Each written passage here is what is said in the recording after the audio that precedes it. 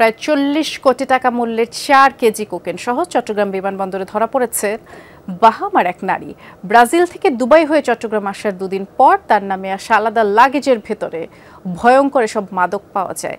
তবে চালানটির গন্তব্য কোথায়, নেপথ্যে কারা, তা এখনো অজানা। সিলন ফ্যামিলি ব্লেন্ডের কড়ালিকার আর সতেজ স্বাদের পারফেক্ট ব্লেন্ডে স্বপ্নেরা মিলুক টানা। গত ১৩ জুলাই ব্রাজিল থেকে দুবাই হয়ে চট্টগ্রামে আসেন স্তালিয়া শান্তা নামের এই বাহামান নাগরিক।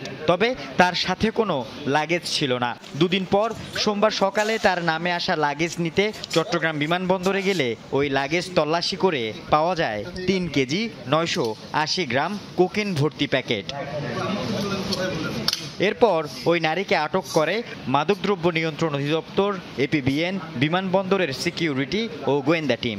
ওই নারীর পুরো যাত্রাকাল নজরদারিতে রাখা হয়েছিল বলে দাবি তাদের। তাকে ক্যাপচার করি এবং আমাদের যে ইন্টেলিজেন্স আছে প্লাস আমাদের যে মাদকদ্রব্য নিয়ন্ত্রণ যে আছে সে তার থেকে শুরু করে এপিবিএনের যে লোকজনগুলো আছে সেই লোকজনগুলোই আসলে আমাদের ক্যাপচার করতে পেরেছি এবং পরবর্তীতে আমাদের কাস্টমসও আমাদের হেল্প করছে। সো সব কিছু মিলে আমরা এখন যেহেতু তদন্ত একটা চলছে এবং ব্যাকগ্রাউন্ডে যারা আছে তাদের যাতে আমরা ধরতে পারি এই নিয়ে আমরা কাজ করার চেষ্টা করছি।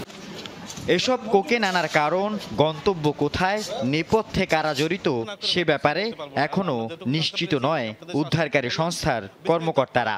এ ব্যাপারে ওই নারীকে জিজ্ঞাসাবাদ করা হবে বলে জানান তারা। চট্টগ্রামে অবতরণ করার পরে ওনার লাগেজটা আসে নাই, তো উনি এখানে একটা হোটেলে অবস্থান করেন। আমরা ওনাকে নজরদারিতে রাখি। আজকে উনি যখন এই লাগেজটি সংগ্রহের জন্য এয়ারপোর্টে আসেন তো ওনাকে আমরা ফলো করতে থাকি। উনি যখন কাস্টম চ্যানেল অতিক্রম করেন তখন তাকে আমরা চ্যালেঞ্জ করি। উদ্ধারটা আছে যে রিকভারিটা হয়েছে সেই রিকভারিটার পরে আমরা আর কি পেতে পারি, আমরা আরও কি ফলো আপ মিশনে যেতে পারি, কি অপারেশন করতে পারি সেই ব্যাপারেও আমরা চিন্তা ভাবনা করতেছি। এই জন্য আর এই অবস্থায় আমরা আর অন্য বেশি কিছু বলতে চাচ্ছি। উদ্ধারকৃত কোকেনের ল্যাব টেস্টের প্রক্রিয়া চলছে। এগুলোর বাজার মূল্য প্রায় ৪০ কোটি টাকা। এর আগে সর্বশেষ ১০৭ গ্রাম কোকেনের চালান ধরা পড়েছিল ২০১৫ সালে ৭ জুন চট্টগ্রাম বন্দরে। চাঞ্চল্যকর সে মামলার বিচার কাজ শেষ হয়নি ৯ বছরেও। আল আমিন শিকদার, যমুনা নিউজ, চট্টগ্রাম।